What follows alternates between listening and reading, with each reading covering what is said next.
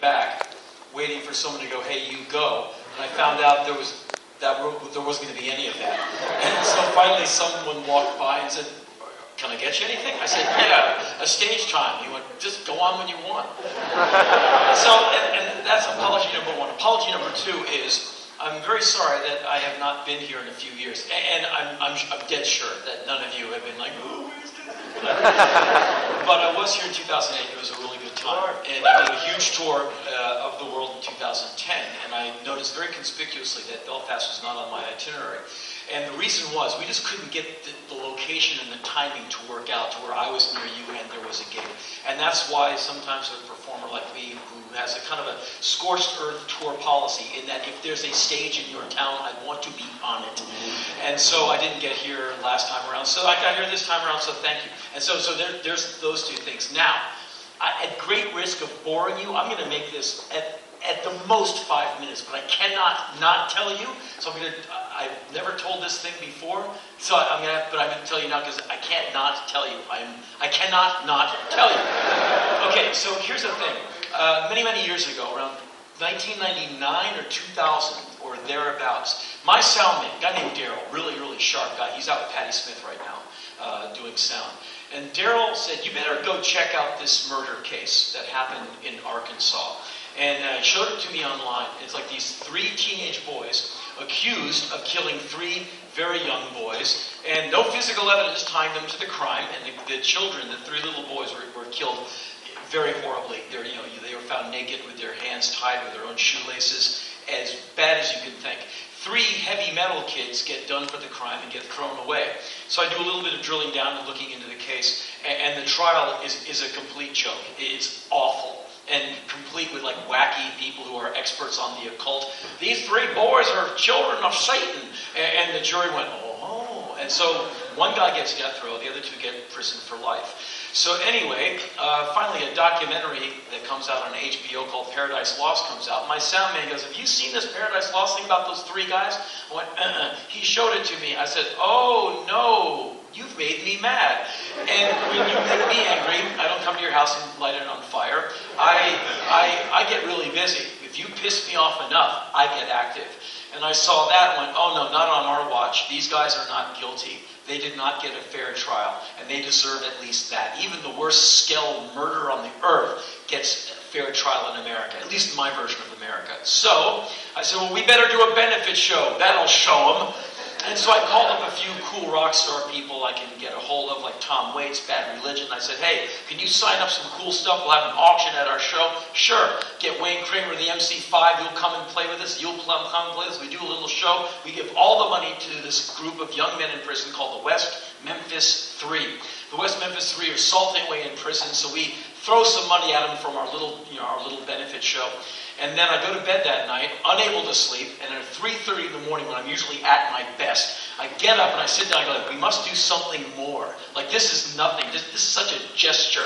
And so it must be big.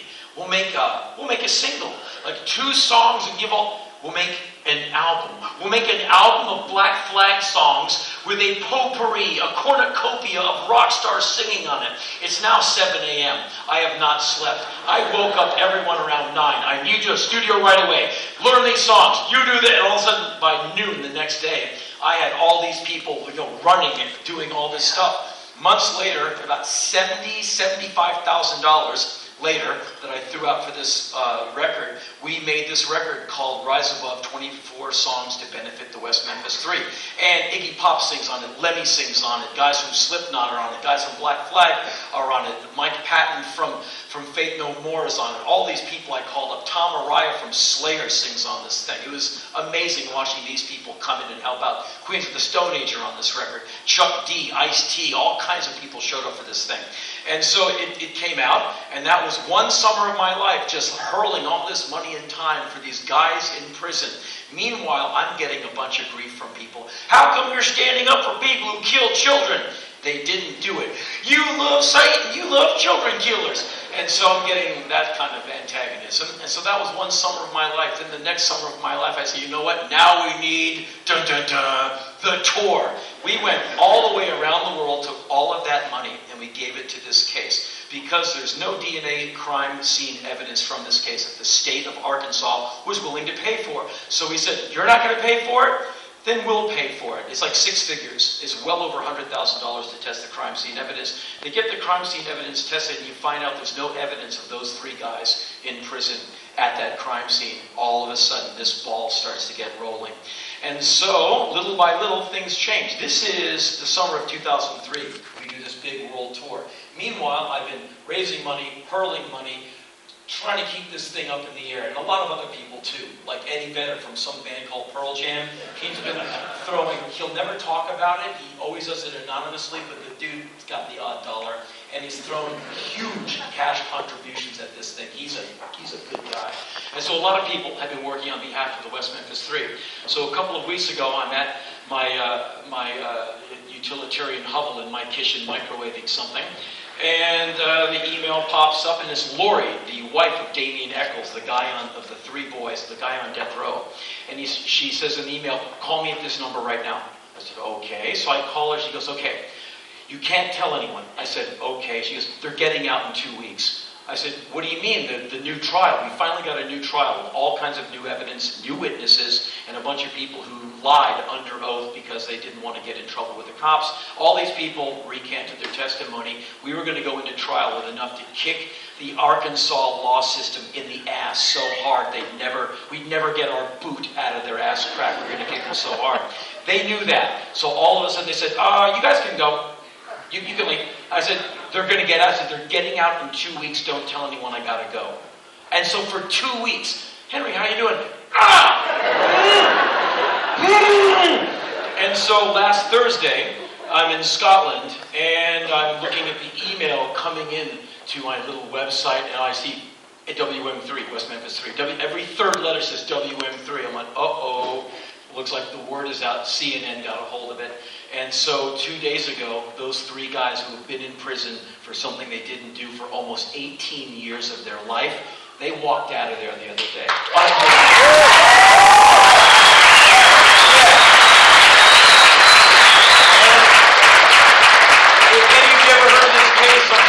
Many of you have heard of this case. It was quite a rock and roll case. A lot of musicians saw this and went, no, they're getting screwed because of their haircuts, because of the Slayer records found in their room, because the Stephen King novels found in, he's a reader, he's got to go to jail.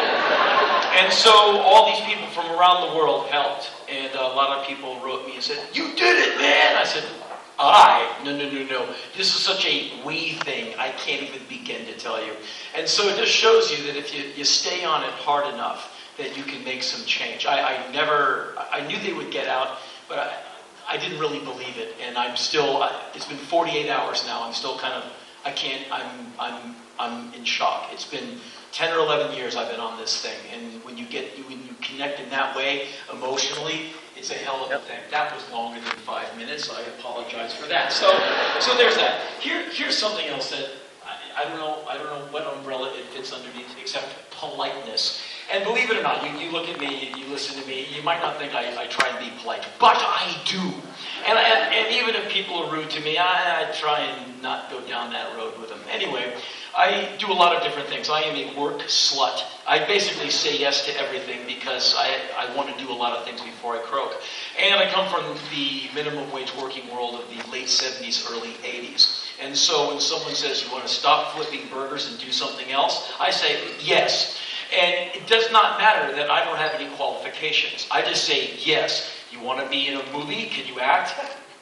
Can you pay? I mean, let's work for a change.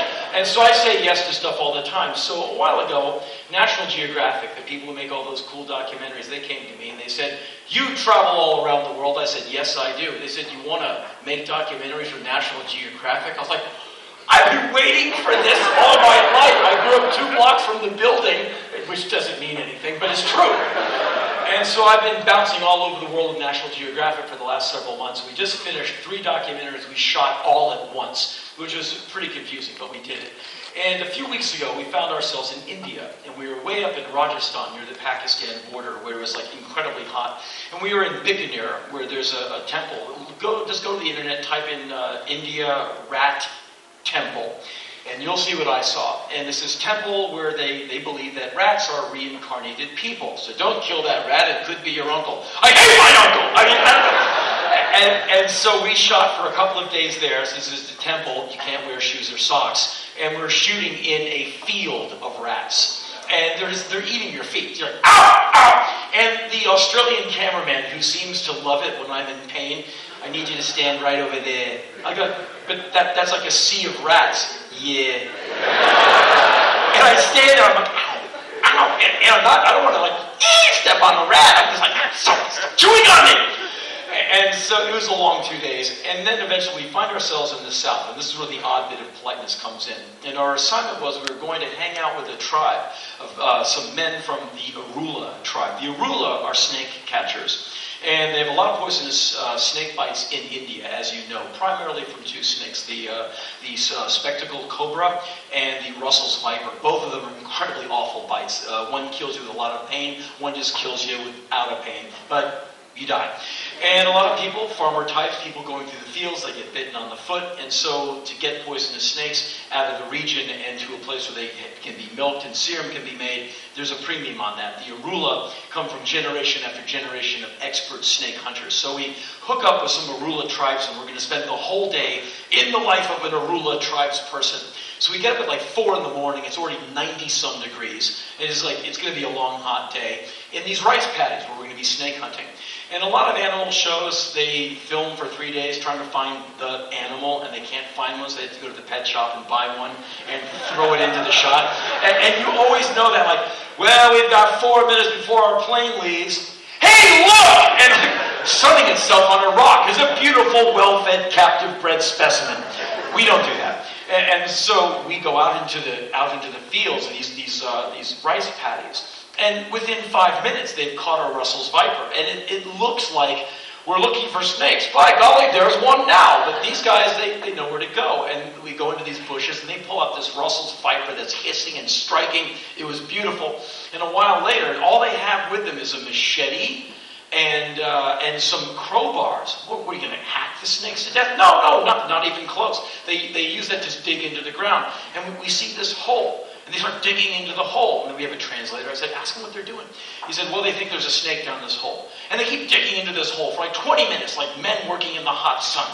And finally you see something moving way in the dark part of this hole. This guy just reaches in. You're like, oh, what? Don't! I mean, you don't even know what he's reaching for. And he pulls out a full-grown spectacled cobra, which is trying to bite him on the arm. He's like, see? Like, whoa! I think it'll kill your whole family tree if it bites you. And it'll kill people in the next state over. Anyway, we spend all day with these guys. We go back to the snake farm where they sell the snakes.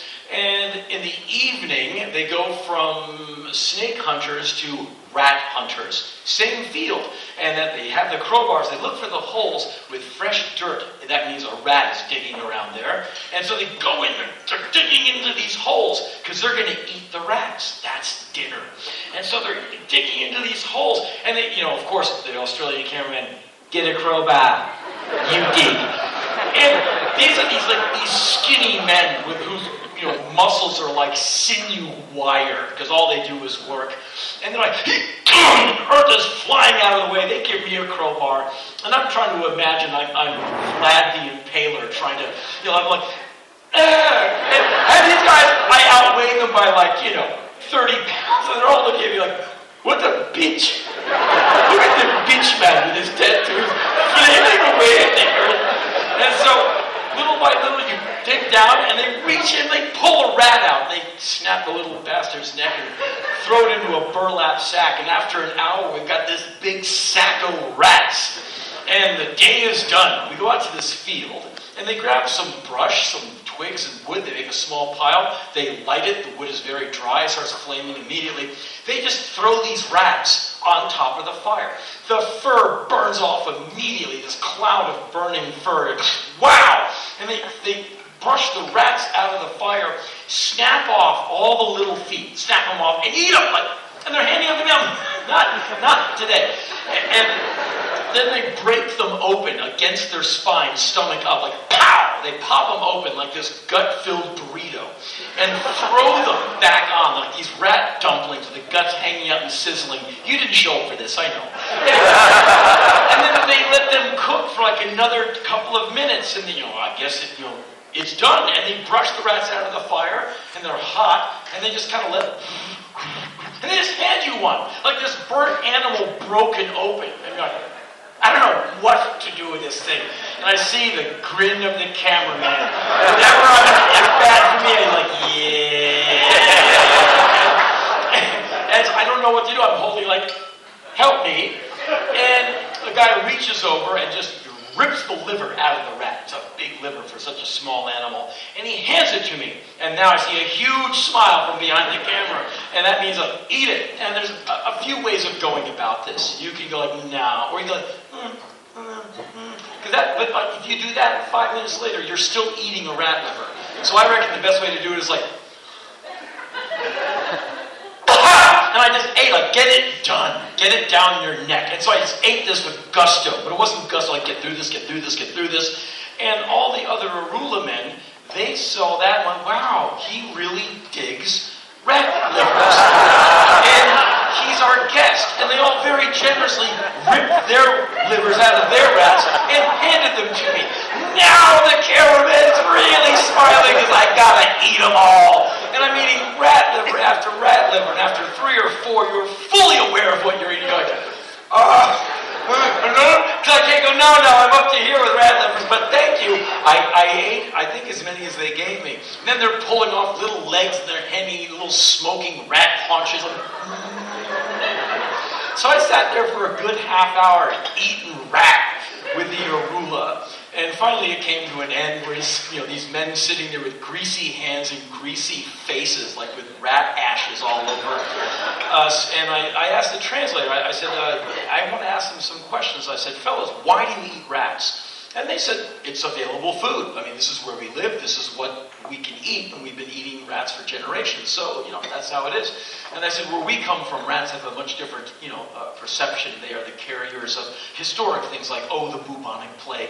And they went, And I said, well, we have a different idea of rats. And then I thought about it. These rats are grain-fed, hormone-free. These are free-range rats. Not so bad. And I said, so you eat rats all the time? And they basically said, no.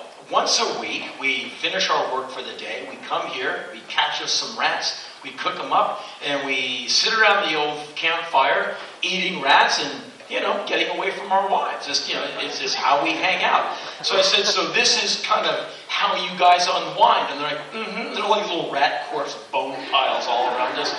I said, fellas, we might not ever have Paris, to remember, but we will have all these rats and the taste of rat liver, which I'll never, ever be able to get out of my mouth. And I'd like to thank you for letting me hang out with your, bro-down ritual in the rice paddies of southern India. And when they saw that I understood that this was kind of how they hung out, they were so happy that I understood it that way. They all lit up, and I think we are buddies for life. And there's no place to wash up, so I go back to the hotel just like covered in rat goo. I'm like waiting for a sink. And then I ate dinner. Just anything to kind of suppress the idea like I was eating a lot of rats. But sometimes politeness gets you, it gets you like 4 or 5 rat livers to eat. So that'll learn you. And not to use prop-driven humor. There's this thing, I need paper. I tried to commit this to memory, but I was unable. We were traveling around with a lot of camera gear, so we're standing in these crazy lines in India. And